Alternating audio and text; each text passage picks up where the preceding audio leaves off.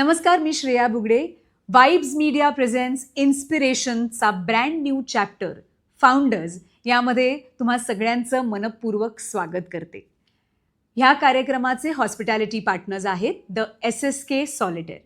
मंडळी, आता आपण भेटणार आहोत डॉक्टर गौरव मनोहरराव देवरे यांना, जे आहेत MD पीडियाट्रिक आणि त्याचबरोबर director of Deore multi speciality hospital आणि शिशू चाइल्ड केअर क्लिनिक.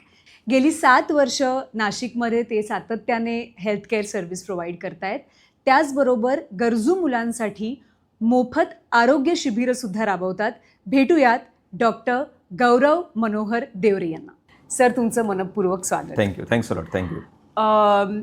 मला ना खूप एक इंटरेस्टिंग प्रश्न सुरुवातीलाच तुम्हाला विचारायचा आहे की आपल्याला माहिती आहे की सध्याचं जग सगळं AI आणि ChatGPT आणि social media, it's all about the internet. तर बऱ्याचदा असं होतं, फ्रँकली तुम्हाला सांगते की मी सुद्धा कधीतरी असं करते की मला जर काही झालं, वाटलं की काहीतरी होतंय, दुखतंय, तर immediately the first thing is that you want to go on the internet आणि आपल्याला शोधायचं आहे की ह्याच्यावरती इन्स्टंट काय रेमेडी आहे, होम रेमेडी काय आहे. आणि मला असं वाटतं की माझ्यासारखी अनेक लोक आहेत जो इमिजिएट आपल्याला काय झालं की दे गो टू दी इंटरनेट आणि त्याच्यावरती ते उपचार शोधण्याचा प्रयत्न करतात, विच ऑफकोर्स आय नो ही अत्यंत चुकीची गोष्ट आहे आणि ती आपण करू नये. पण ह्याच्यावरती नेमका तुमचा काय टेक आहे आणि काय वाटतं की हे कितपत योग्य आहे? नाही, अगदी जग खूप फास्ट झालेलं आहे. इंटरनेटचं यूज आपण केलाच पाहिजे, पण इंटरनेटचा यूज करत असताना त्याला एक मर्यादा ठेवली पाहिजे. एखादा डिसीज, एखादा आजार तुम्ही इंटरनेटवर नक्कीच शोधा, पण त्याचा फक्त पॅटर्न शोधा की नक्की तो आजार कसा आहे. त्याचे उपचार शोधू नका, कारण प्रत्येकाचे उपचार हे वेगवेगळे असतात. कारण प्रत्येक इंटरनेटवर तुम्ही सर्च करा, पण प्रत्येक इंटरनेटवर एखाद्या डिसीजचा प्रोटोकॉल फक्त ट्रीटमेंटचा दिलेला असतो, पण प्रत्यक्षामध्ये त्याचा पॅटर्न, त्याचे लक्षणं, त्याच्यानुसारच त्याची ट्रीटमेंट बदलते. त्याच्यामुळे इंटरनेटची मदत तुम्ही नक्कीच घ्या, परंतु तो घेत असताना त्याचा लक्षणांनुसार त्याची ट्रीटमेंट ठरते. तर इंटरनेटची मदत घेताना ती फक्त माहितीपर्यंत घ्या, उपचारांपर्यंत घेऊ नका. बरोबर आहे. तर जनरलीच पॉल्युटेड एअर आपण सगळेजण त्याच्यातच वावरत असतो आणि specially when it comes to kids, मुलांना ते जास्त सस्टेन करणं किंवा त्यांची इम्युनिटी कमी असल्यामुळे सतत आपण बघतो की एक सर्दी खोकला आहे, सतत काही ना काहीतरी मुलांमध्ये बेसिकली सुरू असतं. तर ते अवॉइड करण्यासाठी म्हणून काय प्रिकॉशनरी स्टेप्स घेतल्या पाहिजेत?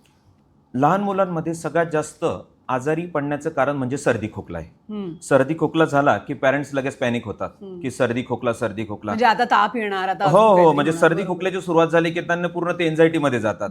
तर सर्दी खोकला हा सुद्धा टाळता येऊ शकतो. फक्त त्याच्यासाठी 2च गोष्टी फार गरजेच्या आहेत. लहान मुलं, आपल्याला माहिती, या वयामध्ये थोडे आईस्क्रीम खाणार, थोडे चिप्स खाणार, थोडे कुरकुरे खाणार, हे तर टाळलंच गेलं पाहिजे. पण ते कोणालाही फार काही टाळता येत नाही. प्रत्येक वयामध्ये थोडंफार काहीतरी खाल्लंच गेलं पाहिजे. फक्त 2 गोष्टी महत्वाच्या पाळायच्या. जेव्हाही क्लायमेट बदलतोय, जसा उन्हाळा आहे आणि आता जस्ट पावसाळ्याची सुरुवात झाली, हे 5 ते 10 दिवस हे काहीतरी थंड पदार्थ आणि तेलकट पदार्थ, म्हणजे ज्याला आपण जंक फूड म्हणतो, ते सगळ्यात पहिले टाळलं गेलं पाहिजे. ही झाली पहिली गोष्ट. सेकंड थिंग, गव्हर्नमेंटला जी व्हॅक्सिनेशन मिळत नाही ते म्हणजे इन्फ्लुएन्झा व्हायरस, ज्याला आपण फ्लू व्हॅक्सिनेशन म्हणतो साध्या सोप्या भाषेत, ज्याला आमच्या भाषेमध्ये आम्ही इन्फ्लुएन्झा व्हायरसचं व्हॅक्सिनेशन म्हणतो. त्याच्याने काय होतं, जे वारंवार आजारी पडण्याचं प्रमाण आहे हे 70% कमी होतं. आणि जरी बाळ आजारी पडलं तरी ते ऍडमिशन पर्यंत, म्हणजे ऍडमिट पर्यंत जात नाही, गेलं तरी खराब होत नाही. त्याच्यामुळे इन्फ्लुएन्झा व्हायरस जो सर्रास पसरतो बोलण्यातून, शिंकण्यातून, खोकल्यातून, त्यातला आळा बसतो इन्फ्लुएन्झा नावाच्या व्हॅक्सिन. डॉक्टर, बऱ्याचदा आम्ही बातम्यांमध्ये सुद्धा बघतो आणि आजकाल खूप ठिकाणी ऐकायला येतं की डॉक्टरांवरती हल्ले होत आहेत आणि माझा कधी योग आला नव्हता कोणाशी असं समोरासमोरून बसून त्याविषयी बोलण्याची. बरोबर, हा एकदम चांगलं व्यासपीठ मिळालेलं आहे आज बोलायला. पेशंट असतं 15 दिवस ॲडमिट. 15 दिवसामध्ये चढ उतार येतात. डॉक्टर त्याचे जे फिक्स रिलेटिव्ह असतात त्याला एक्सप्लेन करत असतात. पण काही दुर्दैवाने काही घटना घडली की त्यावेळेला अचानक एक जमाव येतो ज्याला मागच्या 15 दिवसाची काहीही पार्श्वभूमी माहिती नसते आणि तो डायरेक्ट प्रश्न विचारतो, कसं काय झालं? कसं काय झाल्याचा प्रश्न तो डॉक्टर त्या 5 मिनिटांमध्ये देऊ शकत नाही. तर कधीही कुठलेही तुमचे प्रश्न असतील तर ऍडमिट करताना जे 2 नातेवाईक आहेत ते जर कंटिन्यू थांबले 15 दिवस, त्यांनाच डॉक्टर प्रत्येक गोष्ट एक्सप्लेन करत राहिले, तर त्यांना त्या गोष्टीचं गांभीर्य, त्याचे चढ उतार, 15 दिवसात डॉक्टरांनी काय कष्ट केलेले आहेत हे सगळ्या गोष्टी प्रोसेसमध्ये कळतात. ते एखाद्या नातेवाईकाला फोन करतात, एका सामाजिक कार्यकर्त्याला फोन करतात, तो येतो रील शूट करण्यासाठी आणि काहीतरी घटना घडवतो. तर ते सगळ्यात पहिले थांबण्यासाठी डॉक्टरांनी केलं पाहिजे की इथून ऍडमिट केल्यापासून सुट्टी होईपर्यंत मी तुमच्याशीच बोलेल. तुमची जी सेवा आहे ती अविरत अशीच सुरू राहू दे आणि आमच्याकडनं तुम्हाला त्याच्यासाठी अनेक अनेक शुभेच्छा. It was lovely having you. Thank you so much. Thank you. Thanks a lot. Thank you. मंडळी, आता आपण भेटणार आहोत तन्वी पवार यांना, founder and interior designer, house of संसारा. रेझिडेन्शियल आणि कमर्शियल इंटिरियर डिझाईनमध्ये त्यांचा गेल्या 5 वर्षांचा अनुभव आहे आणि त्याचबरोबर मॉडर्न, एलिगंट, फंक्शनल आणि वास्तू कंपायलंट डिझाईन्समध्ये त्या स्पेशलाइज करतात. भेटूया तन्वी यांना. हाय तन्वी. हाय, हॅलो मॅम. वेलकम. तन्वी, सगळ्यात आधी मला आय एम शुअर की अनेक लोकांनी तुला हा प्रश्न विचारला असेल, but House of Sansara is such a unique name आणि सुरुवात त्यांनीच करूया की हे नाव कसं सुचलं and what is the whole idea about it. So ही थोडी इंटरेस्टिंग गोष्ट आहे माझ्यासाठी. This is not come from my work नेटवर्कमधून किंवा family. I was just randomly on a coffee date माझ्या मैत्रिणीसोबत. आणि as we share our personal life, family, work वगैरे, आय जस्ट टोल्ड हर की I have just completed couple of project. तेव्हा मी 3-4 projects केले होते आणि जरा टीम पण ठीकठाक सेट झाली होती.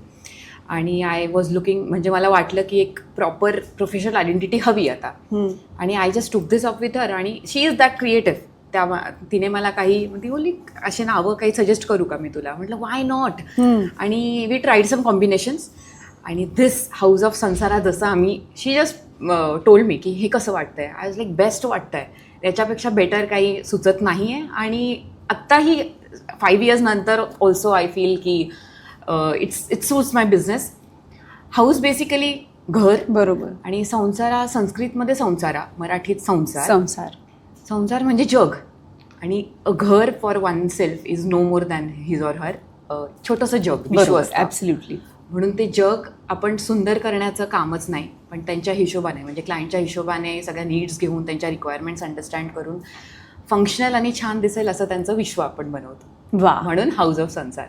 काही घरं आधी अशी होती, अर्थात आय एम व्हेरी हॅपी की आता तो ट्रेंड बदललाय, कारण का this is also something that interest me. मला प्रचंड आवड आहे. तर आत्ता आपण बघतोय की तो सगळा ट्रेंड चेंज होऊन खूप ऑर्गॅनिक, रिअल, व्हेरी नॅचरल अशा काही डिझाईन्स आपण आजकाल घरांमध्ये बघतो. तर ती जी लोक आहेत की ज्यांना अजूनही असं वाटतं की अरे नाही, इंटिरियर डिझायनरला नको द्यायला, मध्ये तेच करतात सगळं, so there is a false ceiling आणि असं अशा बेसिक काही रूढीगत गोष्टी ज्या होत होत्या, तर त्या लोकांना तू काय सांगशील की आता हे profession or as a career हे किती सगळं बदललंय जसं जग बदलतंय?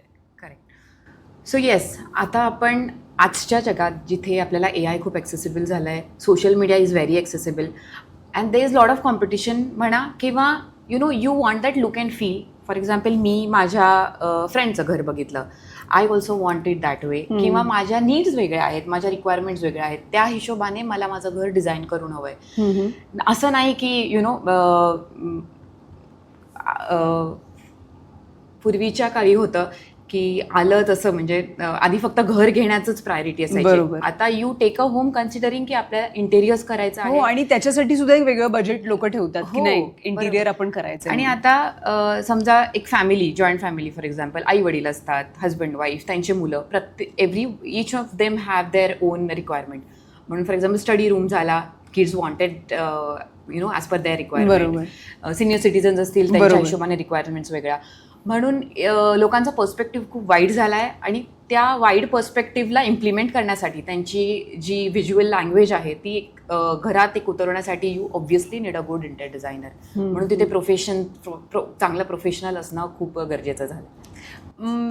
जर एखाद्याने एक नवीन घर घेतलं, आणि जनरली आपण बघतो की इंटिरियर डिझायनर अपॉइंट केल्यावरती सुद्धा लोक खूप चुका करतात, तर त्यांच्यासाठी तू काय सल्ला देशील? माझं बेसिक सजेशन यात असं असेल ना की घर घेणं ॲज इन जेव्हा स्ट्रक्चरल कामं चालू असतात, जेव्हा सिव्हिल वर्क चालू असतं, प्लंबिंग तुमचं चालू असतं, इलेक्ट्रिकल प्लॅनिंग, ह्या सगळ्या गोष्टी चालू असतात, तेव्हा is the right time to appoint designer so that you could save on lakhs of rupees later on. बरोबर, असं कारण नाही का ते की- सुरुवातीपासून त्या प्रोसेसमध्ये इन्व्हॉल्ड असतील. हो. So, अनेक गोष्टी काय चुकतायत. म्हणून ते आधी तुम्ही व्यवस्थित स्मार्ट आणि थॉटफुल प्लॅनिंग केली ना, इट विल हेल्प यू. म्हणजे प्रॉपर इन्व्हेस्टमेंट कुठे करावी हे चांगला इंटेरियर डिझायनर जर तुम्ही शोधला तर तो तुम्हाला Yes, सांगू yes, yes. शकतो. उगाच काही 1.5 लाखाचा सोफाच आणला, 50,000चं शँडेलियरच आणलं, it doesn't work like that. बरोबर. म्हणून तुम्ही जिथे स्टार्टिंगला तुम्ही कॉस्ट सेव्ह करून आणि नंतर you can spend how ever you want. Right. एकदाच घर होतं म्हणून Right. ते आपल्या मनासारखं झालेलं. Absolutely, it's amazing. आणि मला वाटतं तन्वी, तुझ्यासारख्या अनेक ज्या एस्पायरिंग बिझनेस वुमेन आहेत आणि ज्यांना ह्या फील्डमध्ये करिअर करायचं आहे, I think Tanvi is very very inspirational. आणि आय थिंक तिच्यासारखं कुटुंब, तिच्यासारख्या आईवडिलांची, सासू सासऱ्यांची आणि नवऱ्याची साथ मिळाली तर स्काय इज द लिमिट. तर पुन्हा एकदा तन्वी, तू इथे आलीस, इतक्या छान मनमोकळ्या गप्पा मारल्यास आमच्याशी. Thank you so much. आणि तुझ्या पुढच्या पूर्ण वाटचालीसाठी आमच्याकडनं खूप खूप शुभेच्छा. Thank you for having. आता आपण भेटणार आहोत डॉक्टर अश्विनी भूषण लोहोकरे यांना, ज्या प्रोक्टॉलॉजिस्ट आणि ॲनोरेक्टल सर्जन आहेत. गेली 10 वर्ष त्या प्रॅक्टिस करतायत. फिशर्स, फिस्ट्युला, त्याचबरोबर कॉन्स्टिपेशन, रेक्टल प्रोलॅप्स यामध्ये त्या विशेष उपचार करतात. आणि त्याचबरोबर लेझर आणि स्टेपलर सर्जरी, ज्या अत्यंत मिनिमली इन्व्हेसिव्ह अशा सर्जरीज आहेत, त्यामध्ये त्यांनी विशेष प्रावीण्य मिळवलेलं आहे. भेटूयात डॉक्टर अश्विनी यांना. अश्विनी, तुमचं खूप खूप स्वागत आहे. Thank you so much ma'am. तर जसं मी म्हटलं डॉक्टर, की बेसिकली पाईल्स, फिशर्स, फिस्ट्युला, सगळे जे हे ॲनोरेक्टल डिझिजेस आहेत त्यामध्ये तुम्ही स्पेशलाइज करता. Yes, ma'am. पण असं बघितलं गेलं आहे की ह्या पद्धतीच्या आजारांवरती फार पटकन बोललं जात नाही. थोडी एम्बॅरेसमेंट आणि हा सगळा एक हे आहे. तर त्याबद्दल तुम्हाला काय वाटतंय की ते कसं अवॉइड केलं गेलं पाहिजे आणि there is absolutely nothing to be ashamed of. तर काय सांगाल तुम्ही? ॲक्च्युली मॅम, आपण इंडियामध्ये राहतो, भारतात राहतो. भारतामध्ये असं सोशल स्टिग्मा आहे किंवा ह्या गोष्टींबद्दल बोलणं एक टॅबू समजलं जातं की प्रायव्हेट पार्टबद्दल बोलणंसुद्धा लवकर लोकांना बोलता येत नाही, कम्फर्टेबल नसतात.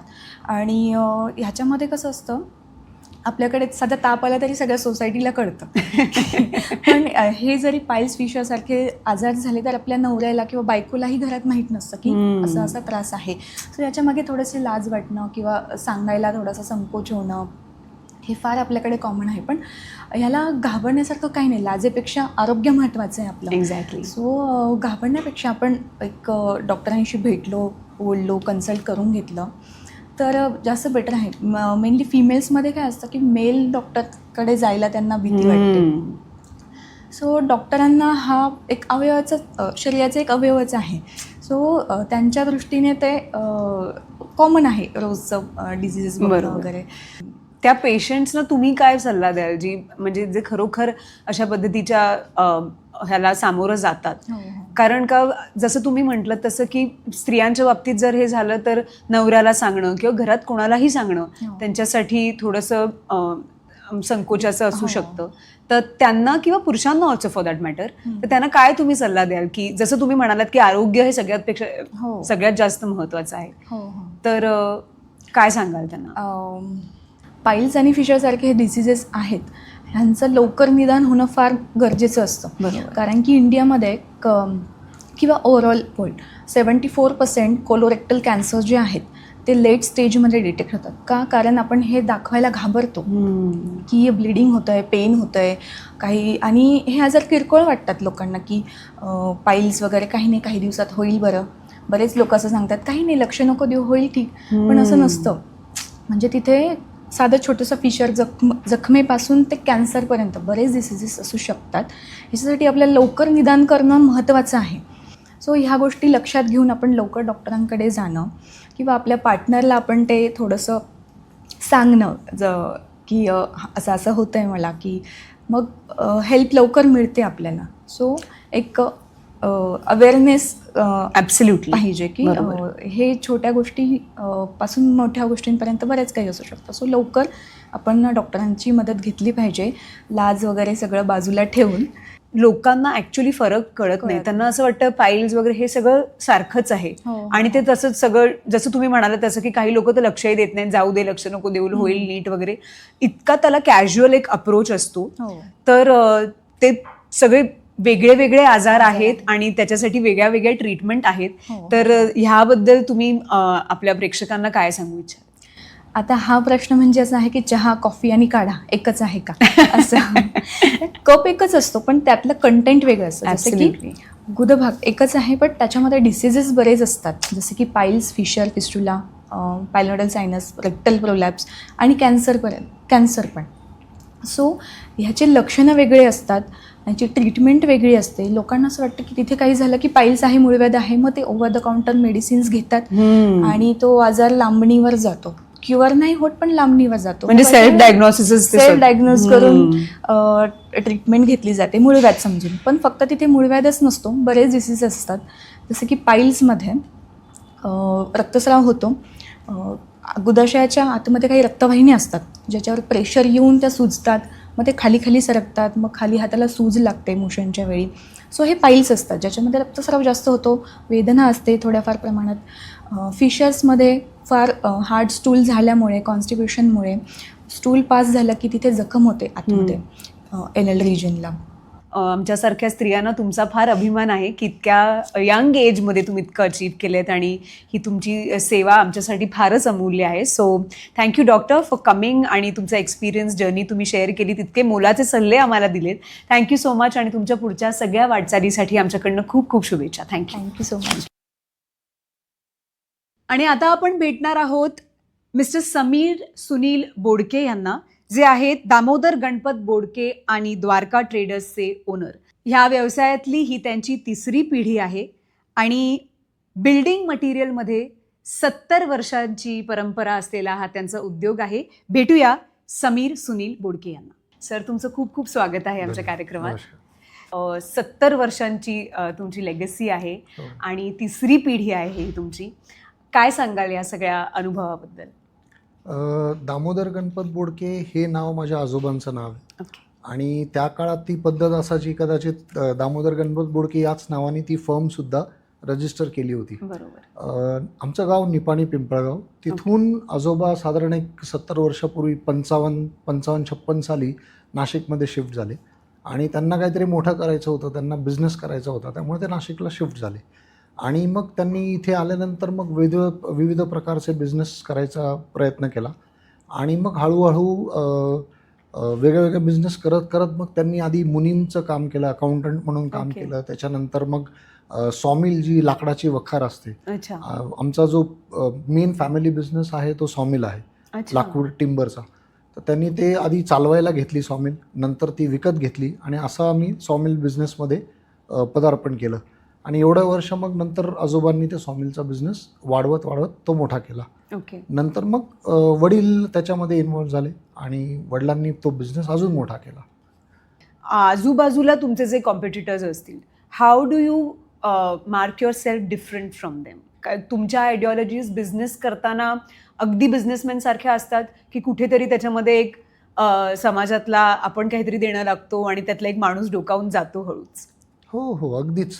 कारण की प्रत्येकजण मार्केटमध्ये आपला प्रोडक्ट आणि हे सगळं घेऊन बसलेले आहेत. कॉम्पिटिटर्स पण मार्केटमध्ये आहेत, ते पण त्यांचा मार्केट शेअर घ्यायचा प्रयत्न करतात, आपणही आहोत. तर कधी पण बिझनेसमध्ये काम करताना एकतर नुसतं बिझनेस या दृष्टिकोनातून बघून चालत नाही. बिझनेस तर आहेच, ऑब्व्हियसली त्याच्यामध्ये काम करणं गरजेचं आहेच, पण सगळ्यात महत्त्वाचं तुम्ही तुमच्या कस्टमर्सला, तुमच्या क्लायंट्सला काय देता ते सगळ्यात इम्पॉर्टंट आहे. तिथे त्या गोष्टीकोनातनं नुसतं बिझनेस करायचा, मला एक प्रोडक्ट विकून मोकळं होऊन जायचं, नंतर त्याच्याबद्दल काहीच विचार नाही करायचा, असं होत नाही. त्याच्यामुळे क्लायंटला डिमांड काय आहे त्याला समजून घेणं, त्याचे प्रॉब्लेम सॉल्व्ह करणं आणि त्यांना राईट प्रोडक्ट सजेस्ट करणं आणि त्यांना त्याचं सोल्युशन पण देणं.